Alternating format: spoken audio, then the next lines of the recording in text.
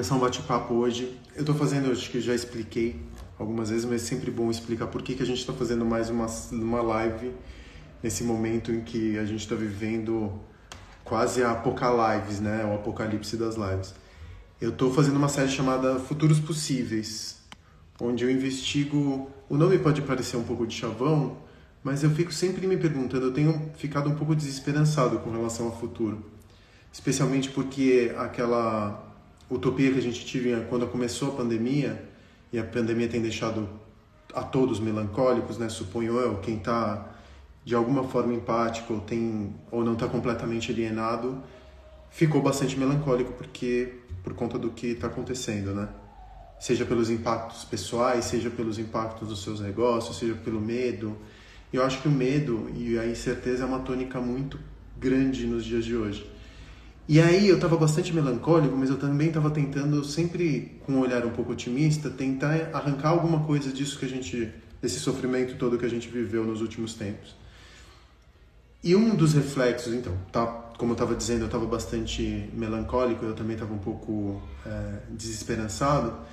E aí eu me dei conta de que eu acho que a gente tem que investigar possibilidades de futuro. Não adianta ficar completamente devastado por conta, por exemplo, da mudança climática. Eu estou lendo um livro agora que se chama A Terra Inabitável, depois eu vou procurar o nome do autor, que é um livro muito árido na sua primeira metade, mas da sua segunda metade em diante ele começa a ficar um livro bastante denso e interessante, que vai mostrando os desdobramentos, as consequências de aquecimentos a partir de 2 graus Celsius, 3 graus Celsius, 4 graus Celsius, até 8 graus Celsius do nosso clima, no que diz respeito, né, logicamente, à humanidade. E aí esse livro começou a me deixar cada vez mais sem ar, eu estava começando a sufocar, mas eu ainda, assim, num exercício quase masoquista, eu continuava lendo o livro porque, francamente, não é sobre mim, é sobre as gerações que estão aí, né? Acho que o peso que a gente está deixando, especialmente porque eu tenho uma filha, Pina, de 8 anos, o peso que a gente vai deixar por conta das decisões que a minha geração, a geração dos meus pais e dos meus avós tomaram, eu acho que mais a geração dos meus pais, porque a geração dos meus avós, ainda que tivessem no modo de produção capitalista, não entraram nesse turbo que aconteceu dos anos 70, talvez, para cá. E eu fico muito me preocupando com os desdobramentos e o que a gente pode mudar de comportamento hoje para amenizar os impactos. Eu sei que um homem ou uma mulher, eles têm pouca possibilidade de impacto num problema tão complexo de tantas camadas como o aquecimento global. Mas eu comecei a querer também uma outra consequência. Então, além de eu ficar preocupado com o futuro das coisas e me preocupar cada vez mais com o futuro, porque o presente a gente está vivendo um presenteísmo, né? A gente está vivendo um presente que está se conectando um dia com o outro. Hoje eu li que a percepção de tempo ela também está muito ligada a movimento. E pelo fato daqueles que são sortudos como eu poderem fazer uma quarentena adequada, sem sair muito de casa, sem se deslocar muito, a noção de tempo começou a se fundir. Então a gente não consegue mais entender que se o tempo já estava acelerado por conta do impacto constante de informação, por causa do fluxo informacional ininterrupto, agora então a gente entrou na pandemia em março, de repente já é setembro e a gente não sabe como vai sair daqui. E eu comecei a sentir saudade de conversar, uma coisa que o bar me propiciava muito, né? Encontros com pessoas interessantes com as quais eu podia trocar ideia, conversar, discutir. E aí eu criei essa série de diálogos. Então, o que a gente está fazendo aqui é só como se vocês estivessem olhando para a gravação de um podcast. Porque eu sei que o IGTV não é o meio mais confortável para você ver qualquer tipo de conteúdo. Então eu estou deixando todos esses conteúdos disponíveis no Spotify. Estou publicando em grande parte das plataformas, mas o que eu faço? Eu tiro esse áudio e levo para o Spotify. Então isso é só no Spotify. E eu redescobri o podcast agora também durante a pandemia, porque voltei a correr. Corrida foi uma atividade que eu encontrei que é solitária e segura, especialmente se você faz isso depois de um certo horário, em vias mais desertas. Eu sou homem, então infelizmente eu estou menos exposto a risco do que uma mulher. Eu entendo quando uma mulher fala, eu não posso correr. à noite porque eu corro risco de vida. Bom, infelizmente ou felizmente eu posso fazer isso, então eu estou correndo muito de madrugada para não ter contato com outras pessoas.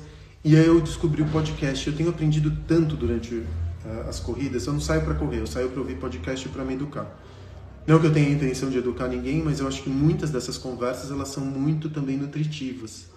E eu tenho tido epifanias, assim, trocando ideia com pessoas muito mais interessantes do que eu sou. Troquei ideia com o Roni, troquei ideia com o Ale D'Agostino, troquei ideia com o Paulo Cuenca, com o Ale, com o Roni. Foi tão nutritiva a conversa que eu tive que fazer 3 séries, 3 programas. Com o Paulo Cuenca foram 2. E aí hoje eu vou chamar a Lizzy. Eu não sei nem se a Lizzy tá no... Será que a Lizzy tá por aqui? Lizzy, se estiver aqui, pede para participar da live. E eu chamei a Lizzy. Eu fiz um painel com a Lizzy num projeto. Ah, a Lizzy tá aqui. Pronto. Fiz a Lizzy no projeto e eu achei o pensamento dela, a articulação dela tão afiada. Oi, Lizzy. Oi, Tudo bem? tudo bem? Obrigado por você ter aceitado essa. Eu sei que está todo mundo de saco cheio de live, eu imagino que você também esteja, mas obrigado por você topar. Na verdade, eu estava explicando aqui, o objetivo não é a live, o objetivo é construir um conteúdo que depois vai para o Spotify e ali eu acho que as pessoas ficam mais confortáveis em ouvir. Eu estava começando a te apresentar, Eu mas tava vendo. eu estava começando a te apresentar, você está com chimarrão, delícia. Você está onde ainda? Você está Eu tenho em Pelotas Pelotas ainda? ainda. Você está passando a tua quarentena em Pelotas, né? Eu estava Sim. começando a te apresentar, mas você é uma mulher tão multifacetada, não sei nem se multifacetada é muito puxação de saco. Você é uma mulher tão rica, com uma biografia tão rica e tão admirável, que eu vou deixar você falar um pouquinho sobre si mesma. E aí eu puxo, a partir dali eu tô curioso, na verdade, para... E é por isso que eu estou abrindo essa linha de conversas, para entender quais foram suas dores, quais foram as suas descobertas, os afetos que você desenvolveu durante essa quarentena, o que você descobriu, questões existenciais do tipo, o que você espera daqui a alguns anos, como que você acha que vai se desdobrar o seu trabalho, enfim. Mas antes disso, eu queria que você falasse um pouco sobre si Tanta mesmo. coisa. Mas eu queria que você falasse sobre si mesmo para se apresentar aqui para as pessoas. Então vamos lá, boa noite todo mundo. Estou acompanhando o chat, estava aqui desde o início. Acho que me apresentar antes, vocês já veem que eu sou gaúcha, eu vim passar minha quarentena aqui. E isso é uma parte muito importante, até para a gente já começar desmistificando, né? Porque fala que é gaúcho, quando eu comecei a trabalhar em São Paulo, as pessoas esperavam uma loira, a Xuxa, todo esse rolê aí. Não, gente, não tem outra face aí. Mas eu sou advogada, eu me formei aqui em Pelotas. Eu tenho 30 anos e vocês vão ver que esses 30 anos parecem ano de cachorro, porque eu já passei por muita coisa. Eu comecei minha carreira como acadêmica, queria ser professora de educação e direitos humanos. Como a minha mãe é professora universitária e a minha família é toda de militantes quanto à questão racial. Aí fui fazer faculdade, eu queria fazer psicologia, não tinha grana para pagar. Fui fazer direito na Federal, porque foi o que eu passei e o que tinha aqui naquela época. E acabei me apaixonando por educação em direitos humanos na faculdade. Aí, pois bem, estava lá construindo minha carreira de pesquisadora, entendendo tudo sobre cotas raciais, que é um dos assuntos que eu curto muito, ações afirmativas como um todo.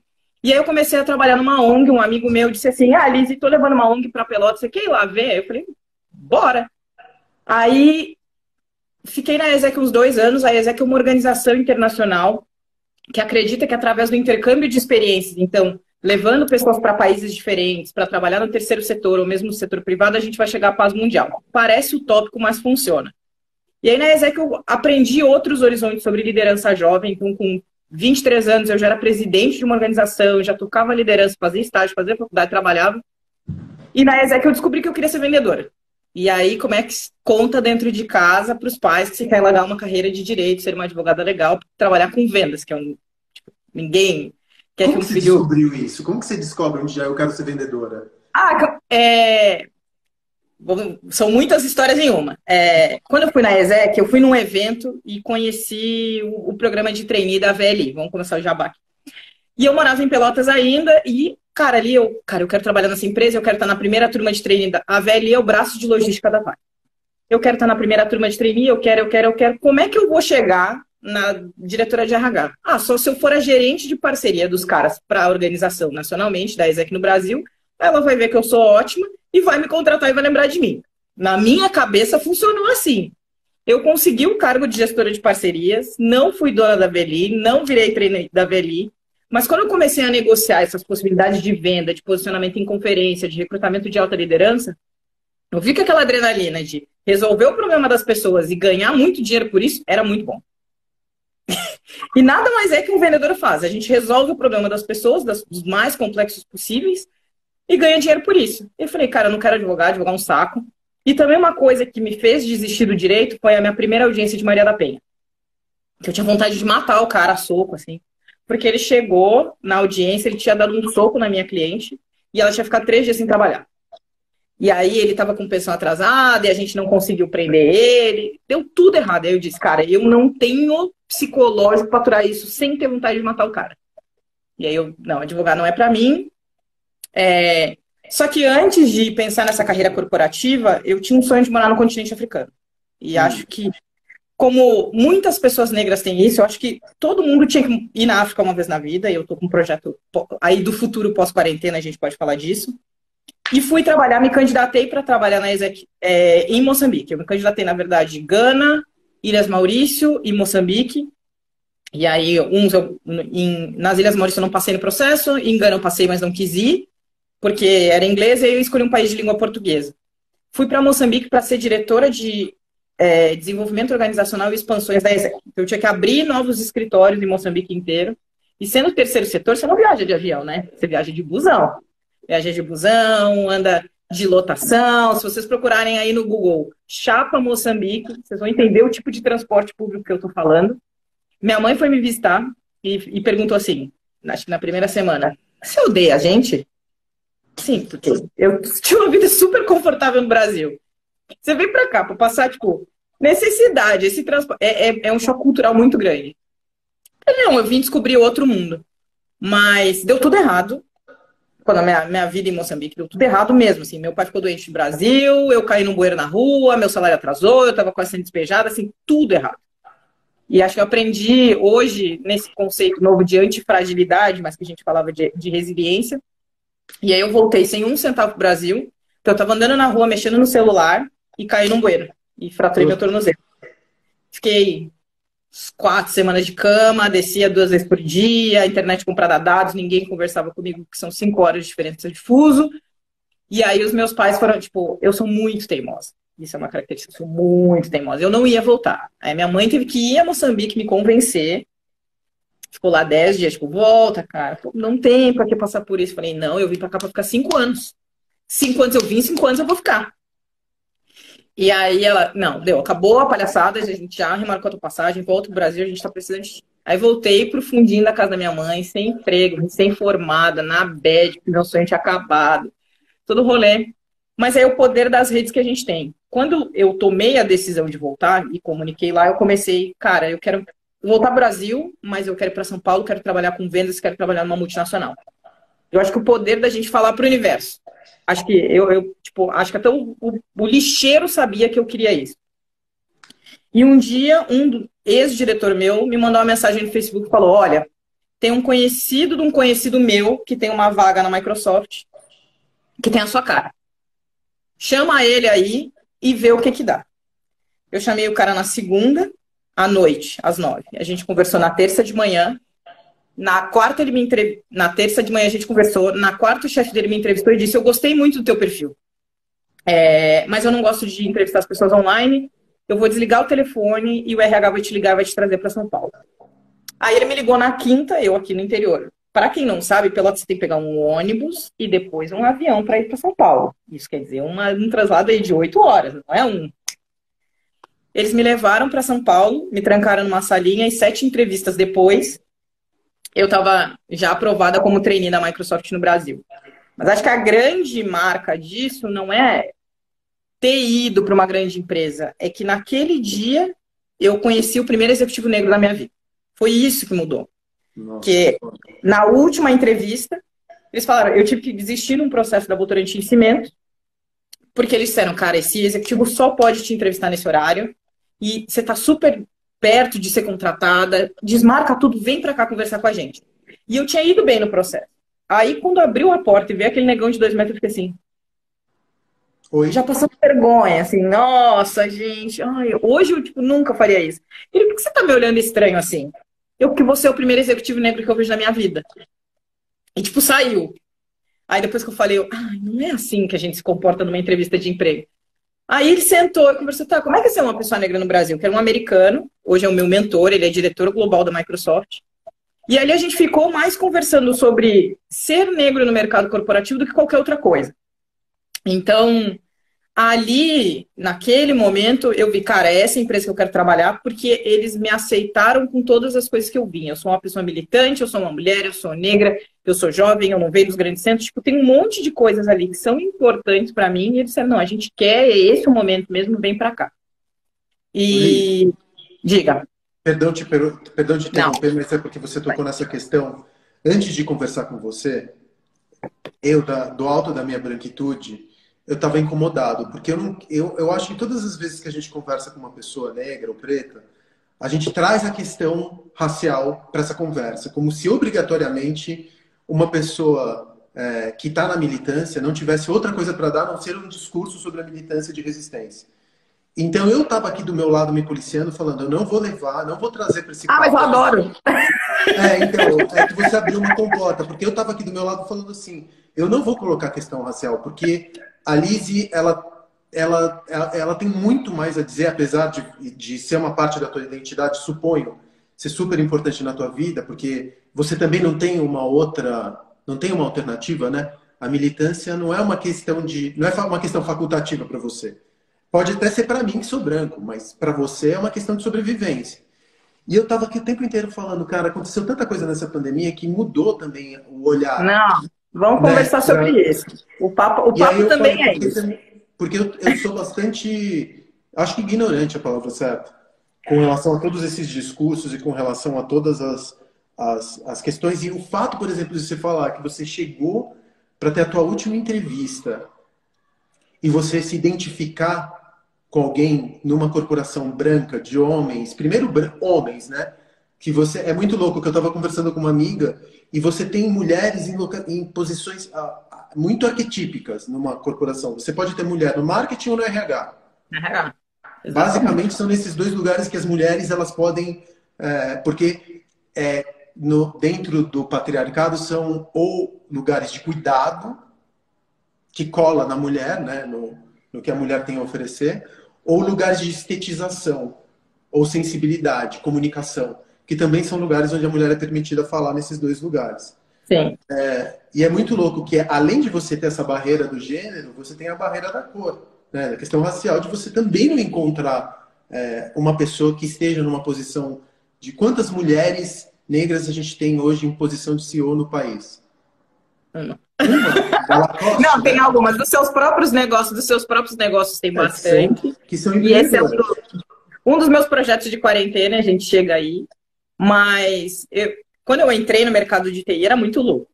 Muitas reuniões. E tendo trabalhado, então, eu fiquei lá 5 anos e eu comecei atendendo o governo. Eu fiquei 2 anos atendendo o governo. Depois eu fui para construtoras. Então foi o ano que eu brinquei. Se apareceu no Jornal Nacional e a Polícia Federal bateu na porta meu cliente, que eu atendi Grupo Odebrecht, e eu aprendi muito nesse ciclo da Lava Jato. E depois eu fui atender um pouco de telco, mais 1 ano e meio. E no último eu atendia mais clientes que estavam mais propensos a fazer transformação digital, a ir para a nuvem e tudo mais. Então não tinha muito um perfil, era multi-clientes. Pouquíssimas reuniões que não eram 11 homens e eu. Pouquíssimas reuniões. Porque o meu marido brinca, né? Que eu sou a rainha da diversidade. Porque não feliz em ser uma mulher negra, eu sou uma mulher jovem negra. E aí, quando eu venho para o Rio Grande do Sul, eu passo, 2 semanas aqui, o meu sotaque vem ferrado, assim. E aí as pessoas, já não é daqui. Aí é muito chato você chegar numa reunião e ter que dar um carteiraço, assim, eu fiz isso, eu fiz aquilo, eu atendi o fulano, eu atendi o ciclano, para te dar um pouco de credencial. Mas acho que foi uma grande escola, e agora, depois dos anos, você fica mais tranquilo. Mas no início, Eu tinha que ir muito. A gente, quando é minoria, tem muito esse negócio de se provar, né? Ninguém fala, mas é tão difícil você subir que você trabalha. Ah, uma pessoa normal, uma pessoa padrão trabalha 8, você trabalha 12, 16. E aí, acho que no terceiro ano de empresa, terceiro ou quarto, eu entrei no Einstein com suspeita de AVC por estar. Tive uma crise de enxaqueca porque eu trabalhava sem freio, assim, das 9 da manhã às 9 da noite. E agora eu vi que nem tem, acho que nessa quarentena é mais você ser eficiente e equilibrado e as coisas que te importam do que mostrar trabalho. Mas são anos fazendo isso. E aí a pauta racial, e aí fica à vontade, talvez eu não saiba tudo. Que eu falo, estudiosa de diversidade é minha mãe, que é pesquisadora desse negócio, eu sou pitaqueira profissional. Mas não tem como desvincular uma coisa da outra, assim, é muito...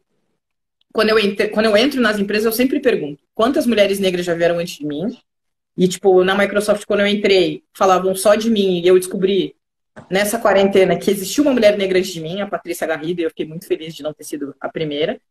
E eu pergunto, tem algum profissional negro em cargo de liderança? Porque isso mostra muito para onde as empresas estão indo e o que é importante para elas. E aí, falando de tecnologia como um todo, acho que nessa quarentena eu estou muito atenta, assim, às vezes tem uma mulher no topo, uma mulher diretora, uma mulher presidente, mas você olha, tipo, todos os diretos dela são homens, todos os diretos do direto dela são homens, e, cara, o que a gente está fazendo? Cadê as políticas de real diversidade? Então, eu sempre vou tentar cruzar as duas coisas. Acho que hoje a gente está batendo papo, então vamos falar de diversidade, vamos falar de negócio, vamos falar de transformação de futuro, mas eu gosto de misturar, de enxergar esse meio termo aí. Esse território que é muito teu também, né? Porque tem também uma outra coisa. Quando você estava me falando aqui sobre o teu burnout, ou como você quando você teve uma estafa, porque você tem que, como mulher, você tem que se mostrar, ou você tem que fazer quase um teatro, né? Eu me lembro, a carreira corporativa ela tem muito de teatro, né? Eu sei que tem muito de você representar um papel, de você mostrar que você se importa, de você vestir a camisa e de você também se mostrar para os seus pares. Em algum momento você sentiu um olhar de condescendência? De você achar que estavam sendo, de alguma forma, te tirando de café com leite? Literalmente? Acho que Tirando várias de assim, vezes. a amadora, ela se sentiu, se sentiu em algum momento esse racismo que vem do fato de não te levarem tanto a sério, ou do machismo de não te levarem muito a sério, porque olham para você e falam assim, não é muito pela competência que ela chegou assim, fora que você tem um currículo que eu juro que eu nunca vi, dá para Forbes Under 30, você tem um currículo que puta que eu pariu, é impossível, como você disse, você parece que viveu 7, 8 vidas, né, para você ter conseguido tanto com 30 anos de idade.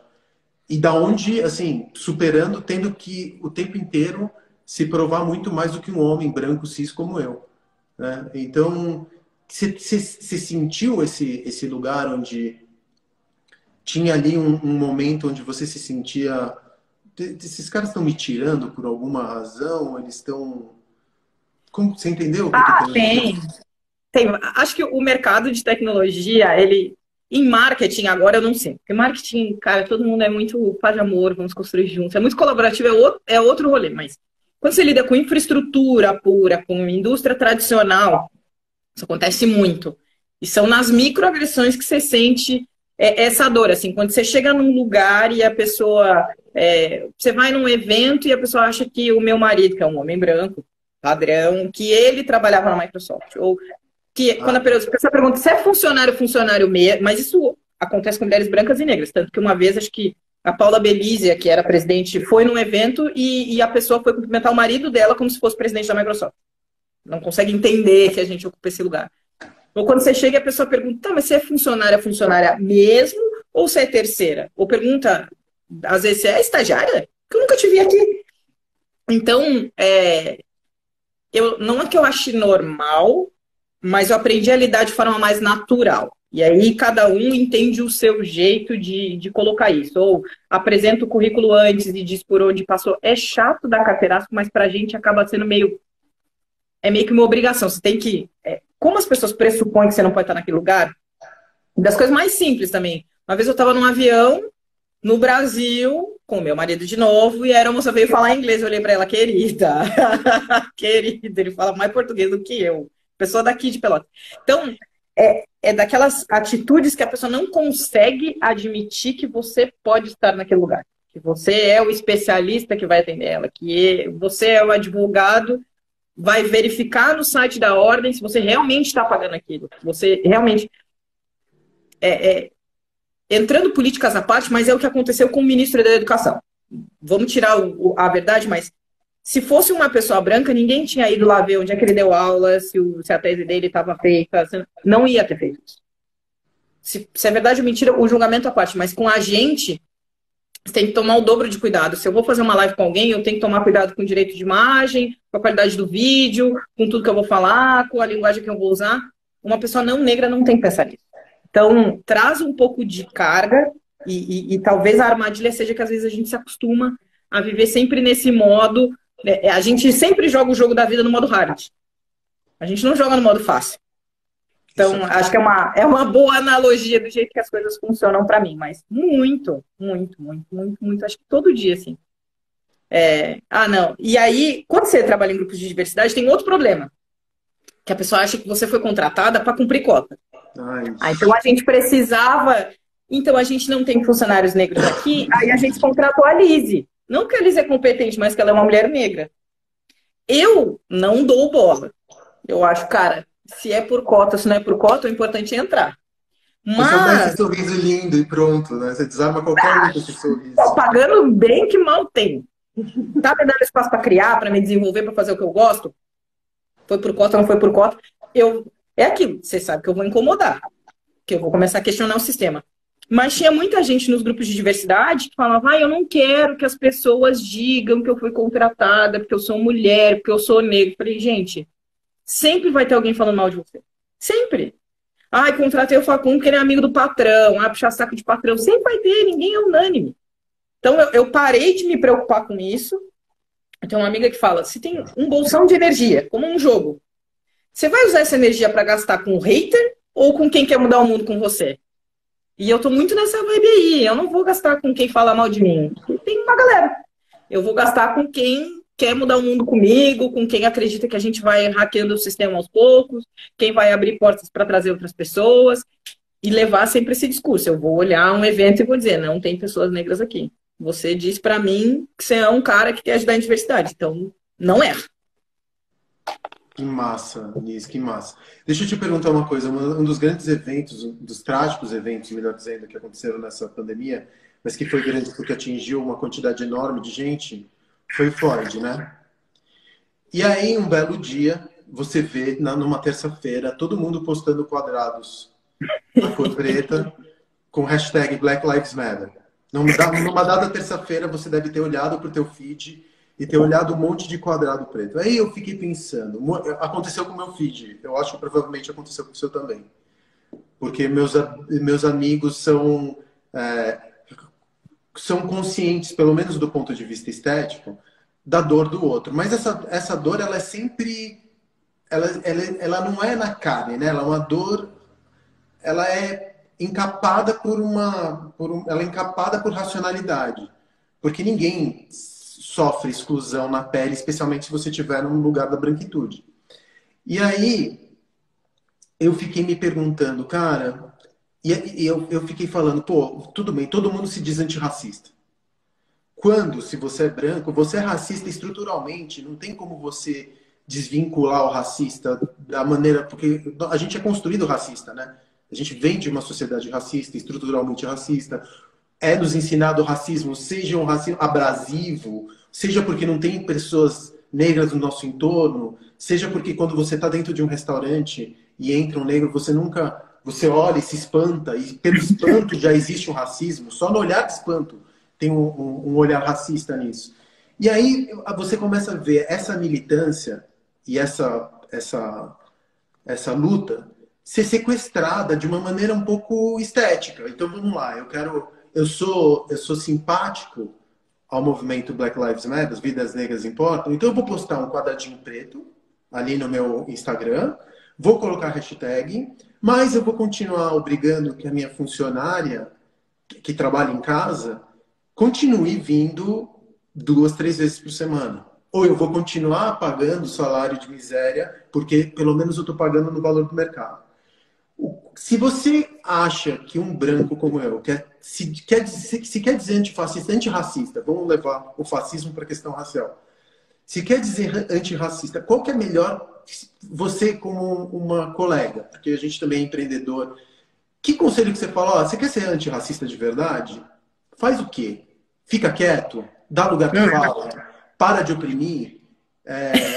É suficiente postar quadradinho para elevar a consciência alheia com relação à opressão? Porque uma vida negra se perde numa periferia como São Paulo todo dia. Não, a gente está falando aqui a cada 23 minutos, um jovem negro já se foi. E quando que esse jovem negro que sofre, que some na periferia, vira uma dor real a ponto de eu pegar e postar um quadrado preto como aconteceu com o George? Não estou dizendo que o que aconteceu com o George Floyd não deva ser rechaçado globalmente, porque deve, mas a gente tem exemplos tantos, quantos jovens negros foram mortos agora, mesmo na quarentena, que não estavam só por causa da existência eles foram dizimados. Então, o que é ser antirracista de verdade para você? O que você acha que um branco tem que fazer para ser realmente antirracista? Tem tanta coisa dentro dessa questão. Vamos tentar ir por etapas. Acho que vamos falar do quadrado preto primeiro. Eu comecei a rir quando você falou, porque eu brinco que apareceu muitos militantes fake, né? Aquela pessoa que a vida inteira não contratou uma pessoa preta, não tem um amigo preto na timeline. Black Lives Matter. E eu me diverti bastante, confesso. Porque eu me divirto na vida, assim. Eu prefiro sempre, não, vamos rir, vamos se divertir, depois a gente conserta. Eu acho que, vamos olhar o copo meio cheio. É importante a pessoa colocar para que, de certa forma, a pauta venha à tona. Então, a gente tem pessoas muito influentes que, por mais que não tenham uma conexão com a questão racial anterior, trouxe o assunto à tona. Mesmo que seja só da boca para fora. Eu trouxe aqui e disse, é importante a questão racial. Acho que esse é o número 1. Inundou, e acho que esse senso crítico, assim, quem é fake não sobrevive. Então, quem postou o quadrado preto e continuou com as atitudes racistas, as pessoas negras sabem, assim, tá, esse aí vai passar. E eu vou continuar nessa. Eu não me preocupo com quem não me ajuda. Eu me preocupo com quem quer ajudar. Com quem postou o quadrado preto e não sabe o que fazer depois. E aí vamos para essas pessoas. Acho que depois de postar o quadrado preto, a primeira análise é quem são os seus amigos negros, ou você, quem são as pessoas, os influencers, os pensadores negros que você segue. Mas eu não conheço ninguém. E aí eu fui conversar com algumas pessoas e disse, Elis, mas eu não tenho ninguém no meu círculo. Falei, amigo, procura no Google, né? Quem é que na sua área são pessoas que são relevantes, pessoas negras que fazem isso? E acho que a grande chave da pessoa não negra para ajudar o movimento racial é usar de todo esse privilégio como alavanca da causa. Então, um dos movimentos que eu participei na quarentena foi o Vozes Negras Importam, onde influencers brancos cederam os perfis por alguns dias para influencers negros para falar de assuntos raciais ou não. Eu falei sobre empreendedorismo e N questões, que eu brinco fazendo cosplay de Luísa Trajano. Foi bem divertido, mas deu um trabalho do caramba. O que eu quero, acho que, dizer com isso? Quais foram os meus aprendizados com os Vozes Negras? A queda de engajamento foi muito grande. Então, as pessoas não estão preparadas. A gente está falando aí, a Nina Silva, que é minha amiga, ocupou o perfil do Porchat. O engajamento caiu gritantemente. As pessoas não estão preparadas ou não estão à vontade para falar da pauta racial. Então, a gente entender também que é cíclico. Nem eu, nem você, nós vamos mudar amanhã. Talvez a sua filha também não veja isso. Mas é quem que a gente está conquistando no meio do caminho.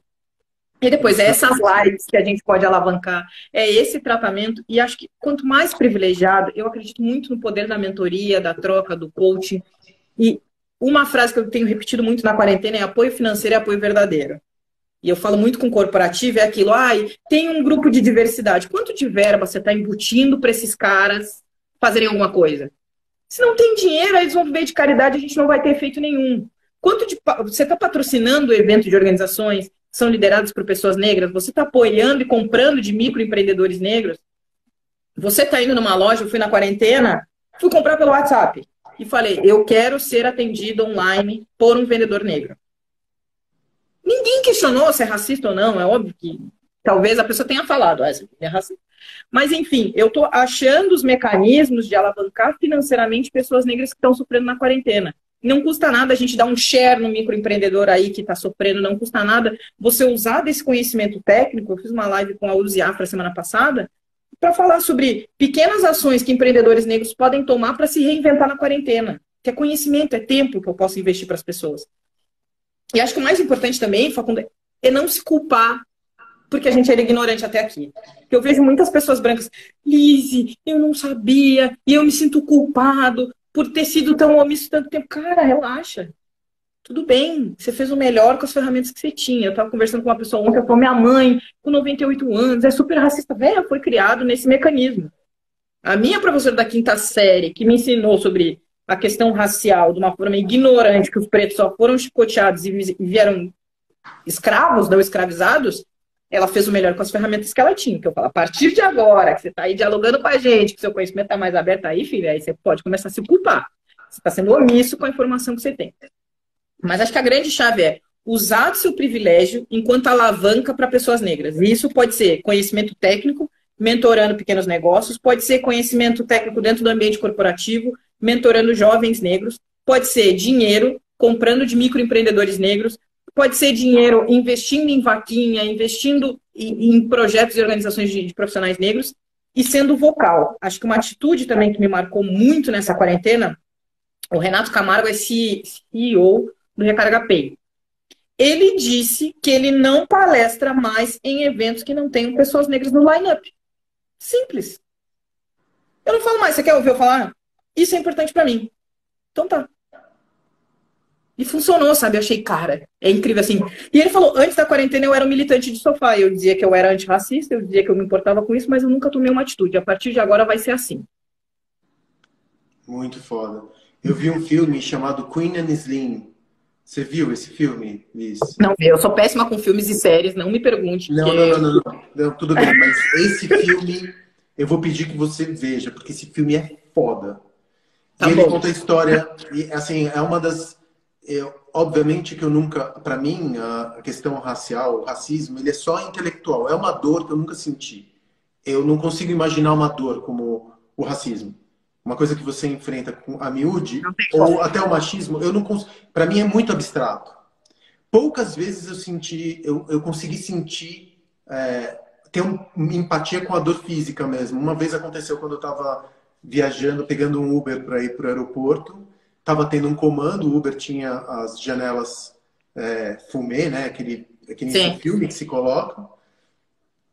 O nosso Uber parou num comando,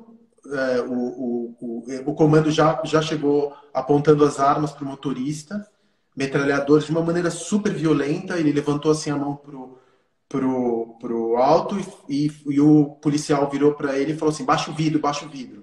Aí ele baixou o vidro e o policial olhou para mim. Quando ele olhou para mim e falou, tá tudo bem com você? Eu falei, óbvio, agora não, né? Você tá apontando uma arma pra gente. Óbvio que não tá tudo bem. Ele falou, não, pode seguir, pode seguir. Aí eu olhei pro motorista e falei, eu fiquei em choque, porque foi uma ação muito violenta. Ele falou, e companheiro, comigo é uma vez, eu tô preto dirigindo carro de rico. Isso aqui acontece comigo uma vez por semana. Aquilo foi a primeira vez que eu realmente senti a violência do racismo, ainda que como coadjuvante, como, enfim, testemunha, mas eu não tinha visto. E aí, nesse Queen and Slim, o filme é tão bem montado na história da violência policial contra os povos pretos e negros, que aí, no final das contas, ele te dá uma experiência de racismo do Estado, racismo policial. Enfim, são dois protagonistas, eu não vou dar spoiler, eles estão fazendo date de Tinder, que é um outro lugar onde existe muito racismo, né? Airbnb, qualquer aplicativo, né, que mostre a sua cara. A tecnologia, ela também, como ela é executada por homens brancos, a inteligência artificial é racista. A inteligência artificial, reconhecimento facial é racista. Reconhecimento facial é racista. Então, é uma questão que permeia, não é um ponto, é toda a estrutura. Quando a gente fala que é uma questão estrutural, é porque em todos os lugares de contatos entre humanos existe a interface do racismo. Sim. Ou do fascismo, né? Dos tipos de exclusão de minoria. Só para não me alongar muito, porque você tem muita coisa legal para falar aqui, a gente tem essas duas personagens, elas se encontram para o primeiro date. E a mulher é uma mulher linda, ela é advogada, enfim, ela é advogada ela é advogada e militante, né? E aí ela olha pro cara e o cara é tipo um dude, assim, sabe? Um cara bonito também. Ele fez aquele filme Get Out, eu não me lembro do nome do autor, agora que eu sou péssimo com nomes. E aí eles estão num diner. E aí o cara pega e recebe um sanduíche na frente dele. Aí ela olha pro sanduíche do cara, olha pro cara, olha pra garçonete, ela meio posh, assim, sabe? Meio arrogantezona, meio fria, meio dura com o cara. Aí ela olha para ele, você vai comer isso? Aí o cara recebe, não vou, eu conheço aqui a dona do diner, é uma mulher batalhadora, tem 2 filhos, eu conheço a dona do diner, por que que eu não comeria isso? Ela falou assim, mas posso te fazer uma pergunta? Por que que você me trouxe aqui? É só isso que você consegue me pagar no primeiro date? Aí o cara vira e fala assim, because it's black owned, porque o dono é preto. É. E aí a minha cabeça fez assim. Aí a mulher responde para ele, touché. Porque é exatamente isso. Consumir é político, né? O tipo de consumo que você faz e tem que passar pela... Da mesma forma como uma empreendedora mulher, ela se liberta também da opressão do patriarcado, você apoiar um empreendedor de minoria, seja trans, seja minoria racial, seja mulher, o que quer que seja, é também uma maneira de você construir uma relação política e você determinar tapinha nas costas e gente te falando, nossa, a tua luta é linda, Mulher guerreira. mulher guerreira, Não uhul, sei. nossa, mata um leão por dia, o caralho a quatro. É muito bonitinho, mas não bota feijão na mesa, né? Não. A nossa existência nos espaços já é um ato político. E aí, quando você tem acesso a outros meios, a um poder financeiro um pouco maior, usar isso para alavancar outros empreendedores negros e pensar dessa forma é muito libertador. Assim, eu brinco. Agora, nessa na quarentena, eu brinquei que eu lancei o Recebidos Pagos, né? Que são coisas que eu comprei, mas eu faria um public post tranquilamente. E eu tenho muito usado isso para alavancar profissionais negros. Eu comprei uma coleção de cadernos lindos da Preta Ilustra, eu comprei coisas da Shade Art. Eu tenho usado isso para alavancar empreendedores negros através da minha rede, porque eu tenho acesso a lugares onde eles nunca entraram. E é muito um norte da minha vida. Eu quero que as pessoas, através do meu exemplo, elas sonhem em estar onde elas nunca pensaram. Que eu nunca. Hoje de manhã eu estava falando com a minha prima, ela. Porque 5 vezes por dia tem alguém que me procura e diz: eu sempre sonhei em trabalhar no Google. Como que é? E eu falei: olha, eu nunca sonhei em trabalhar na Microsoft. Eu nunca sonhei em trabalhar no Google. Eu nem sonhava com isso. Porque a gente só sonha com o que a gente vê. Se eu não vejo nenhuma pessoa negra lá dentro, se eu não vejo nenhuma pessoa negra como líder na televisão, como é que eu vou sonhar em estar nesse lugar? Então, às vezes, quando aparece, Elise, você mostra que você foi Forbes, que você trabalhou nessas empresas, que você viajou para o exterior, tá falando com a minha mãe, é muito mais para que as pessoas sonhem que elas podem me superar, ou que elas podem estar no meu lugar, do que me vangloriar das minhas conquistas. Porque, tipo, eu sou super normal. Você é musa, não sei o que. Cara, eu sou só uma fã de Belo, entendeu? Que gosta de tomar mate, torcedora do Brasil de Pelotas e que gosta de tecnologia e caneta colorida. Essa sou eu. As coisas que eu fiz, que eu conquistei, é muito mais para que as novas gerações pensem, eu posso ir para os Estados Unidos, eu posso falar outras línguas, eu posso trabalhar numa empresa de tecnologia, eu posso ser uma líder. É só para isso. E quando a gente alavanca esses empreendedores, é para que o meu mundo, aí falando em termos estatisticamente 95% branco, que são os cargos de liderança nas maiores empresas do país, que eles vejam, nossa, Lise, que caderno legal, nossa, que empreendedor legal, olha esse restaurante aqui que tem em São Paulo. E comprem dessas pessoas. Eu só sou uma ponte entre dois mundos. Eu me vejo muito como uma tradutora, eu navego nos dois e eu quero que eles se conheçam e que vejam o melhor dos dois. Assim. E não o pior, né? Porque tem a parte ruim. Eu já lidei com muito homem machista, racista, homofóbico, tudo num combo. Tem aqueles que é o combo tóxico. Assim. Sei, tipo, mas eu aprendi que como eu lido com isso? Eu tiro um print, mando para minhas amigas e falo, mais um dia na minha vida. Elas, mais um dia. E a gente vai navegando, mas é importante, assim, usar... Hoje eu estava conversando também isso. Parece que quanto mais a gente sobe no topo, a Rachel Maia, que é a única CEO negra de grande empresa que a gente tem, ela fala, o topo é muito solitário. E aí no Clean Impossível eu falei, eu não quero que ele seja mais solitário. Eu quero que a gente faça um festão no topo, um pagodão forte, entendeu? quando puder aglomerar de novo. E como que eu vou trazer essas outras pessoas? Como que eu vou alavancar e dizer, eu conheço fulano, o ciclano. E aí a minha coach pergunta, como que você quer ser conhecida? Eu falei, eu sou uma pessoa que mobiliza pessoas. É isso, eu sempre conheço alguém, conhece alguém, conhece alguém. Eu resolvo qualquer problema. Falo que eu só não compro drogas pelo WhatsApp porque eu não uso. Senão eu comprava. Hoje se vende Mas muito por Instagram também, viu? muito, tudo, qualquer rede social.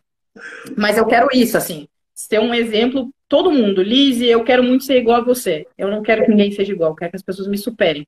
Eu quero que elas sejam muito maiores, muito melhores, que elas sonhem em estar nesse cargo de liderança, que elas comecem a estudar, que elas pensem, o mundo corporativo é um saco, vou empreender. Tudo bem. Quero equilibrar os dois, quero ser militante e quero trabalhar no mundo. É isso. Nada mais. Foda. Duas coisas que você me falou que são, para mim, o filme mais importante da década passada foi Black Panther. Porque finalmente a gente teve uma outra ideia de um afrofuturo, de uma outra sociedade, e que as crianças pretas elas podiam se ver representadas no papel de um E os super-herói. adultos também, né? Porque os adultos foram os que mais compraram ingresso e caderno e camiseta e tudo mais. A gente Mas se viu. é muito louco, fora que é um puta de um filme, né? O filme é muito legal, mas mais além de tudo isso, eu começava a estourar a bilheteria e eu tenho essa mania de assistir, às vezes eu vejo filmes que eu gosto muito, eu assisto 2, 3 vezes, eu amo ver filme repetido. Eu fui com a minha filha, eu fui na primeira sessão com ela, eu fui ver dublado e depois eu fui ver legendado uma outra vez. E, cara, uma das coisas mais lindas, quando eu fui numa sessão, eu fui no Cine Marabá, que aqui em São Paulo é um cinema bem de centro, que só passa filme dublado.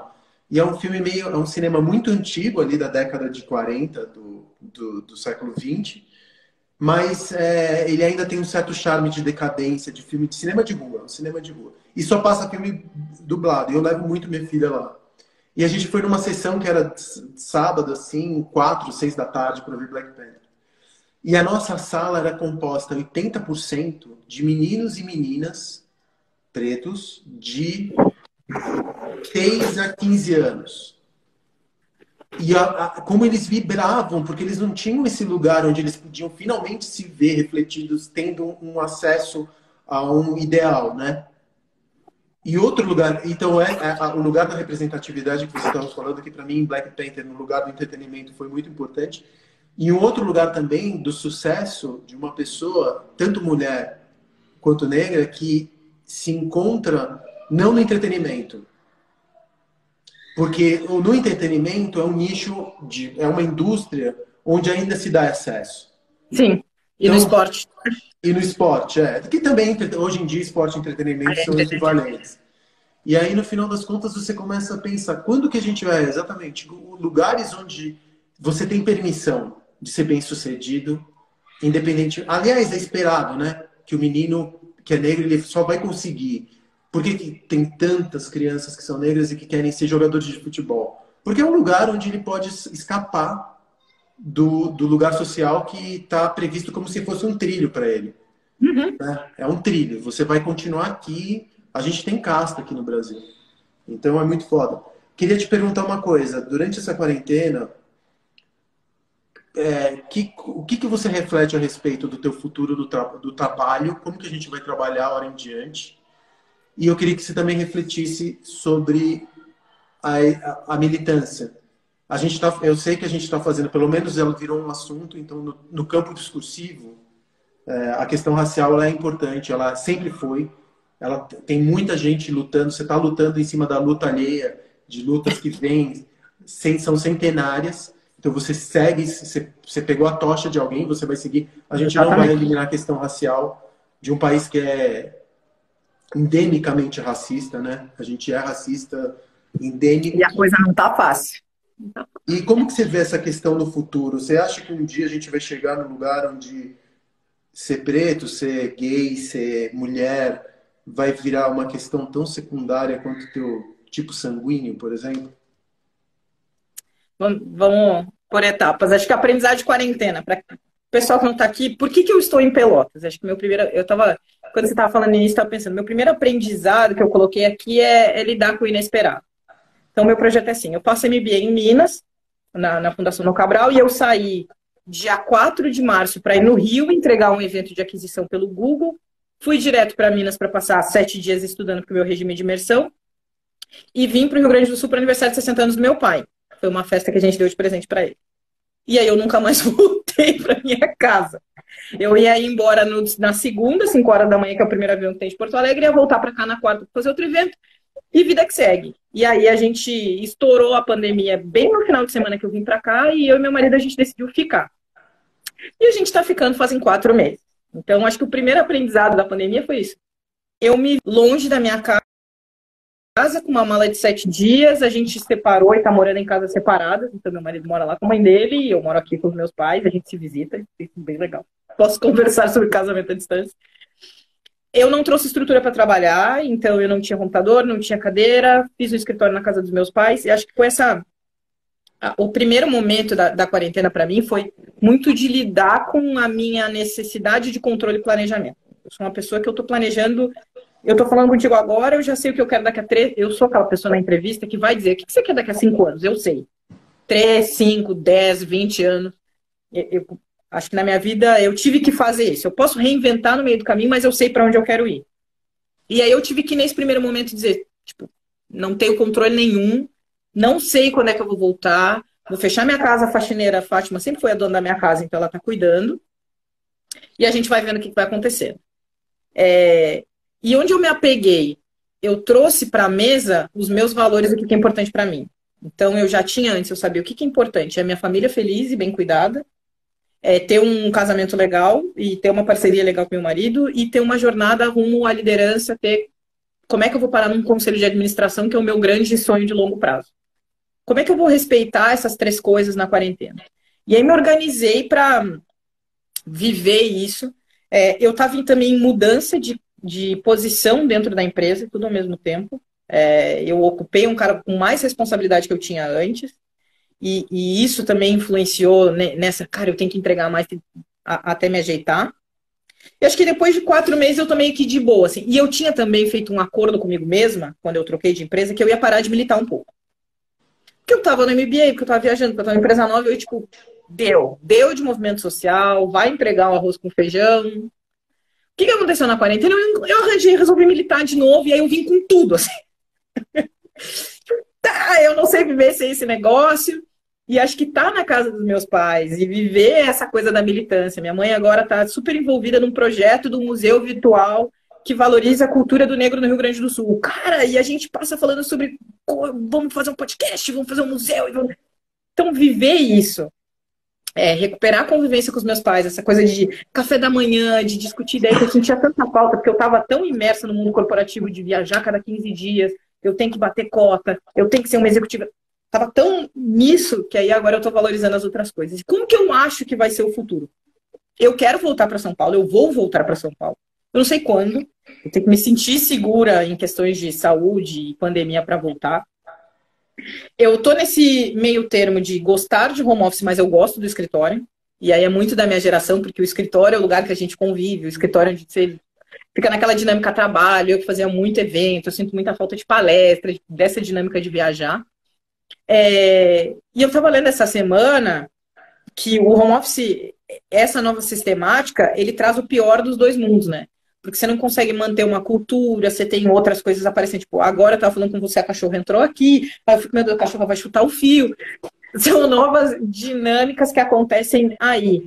Mas, olhando pela parte boa, a gente teve mais empatia, então eu acho que o movimento de George Floyd aconteceu e foi tão poderoso porque foi no meio da pandemia. Se isso tivesse acontecido enquanto a gente estivesse vivendo vida normal, não tinha acontecido. As pessoas ficaram mais abertas e mais vulneráveis. Eu posso falar com você e dividir dessas frustrações, de tudo que está acontecendo. Esses dias eu fiz um texto, cara, eu tenho 3 telefones, eu não vou responder todo mundo, eu não consigo dar conta disso. Então, a gente se tornou mais aberto, mais empático, mais cuidadoso com o outro, e eu espero que isso permaneça.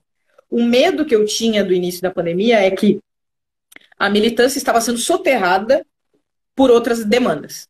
Então, estava todo mundo muito preocupado. Como é que a gente vai vender? Como é que a gente vai reabrir? E se esqueceram de mulheres, negros e diversidade e tudo que a gente tem que fazer. Eu acho que isso está retornando. por um lado bom que, como a gente não tem mais a barreira física, uma pessoa que está no interior do Rio Grande do Sul, ela consegue trabalhar para uma empresa que está em São Paulo, a gente está fechando escritório e fechando as novas dinâmicas. Mas eu sigo vigilante, principalmente nesses eventos virtuais. Cara, hoje me mandaram um print no evento. A mulher negra no cenário político, com uma mulher negra e 4 painelistas brancos. Sim, isso está acontecendo no meu estado. Se vocês fizerem uma busca, vocês sabem do evento que eu estou falando. Então, a gente ainda está suscetível a algumas armadilhas, a gente tem que ser muito mais vigilante com esse excesso de informação, porque tem também. Acho que teve também essa fase de muita live todo dia e encontrar o pacing. Então, o primeiro mês, eu resolvi que eu não ia fazer live nenhuma. Eu passei um mês vivendo a fossa, vivendo o meu luto das coisas. Aí no segundo mês eu comecei a graduar. Eu fiz um intensivo e agora eu estou tentando achar um meio termo. Mas acho que o futuro vai ser esse, sim. Temos que ser vigilantes, principalmente com pautas de militância e diversidade, porque é muito online, está sendo muito mais fácil de soterrar e da gente passar por isso, porque é muita coisa chamando a atenção ao mesmo tempo. Então, a gente tem a explosão de Beirute, tem o governo que está fazendo não sei o quê, tem uma política econômica e tem um evento de diversidade. O que a gente vai fazer com tudo isso? E a parte boa é a empatia e o cuidado das pessoas. É isso. Se sentiu falta de bater papo, a gente bate um papo online. A gente fazer uma ligação de vídeo com as amigas e encontrar. A parte ruim eu sou uma pessoa que ama aniversário. Eu amo muito aniversário. Eu gosto muito de festa. Minha família é muito. E o meu aniversário é mês que vem. E eu já tô pensando agora como é que eu vou fazer uma festa online.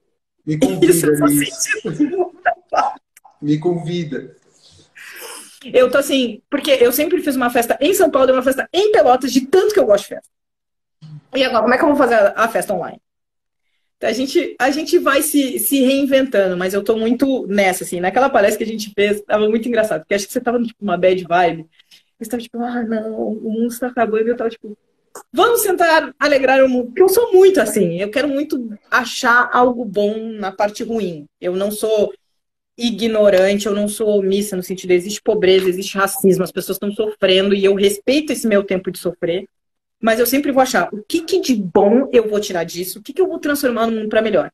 Então, agora, sabe, em breve, até o final do mês, eu estou trabalhando num projeto para mexer no topo da cadeia do mundo corporativo, aquele lugar que nem eu consegui chegar ainda. Então é isso, cara. E aí o meu olho brilha quando eu estou nesse negócio. Eu estou sempre arranjando uma confusão nova para transformar o mundo. E é isso que me move.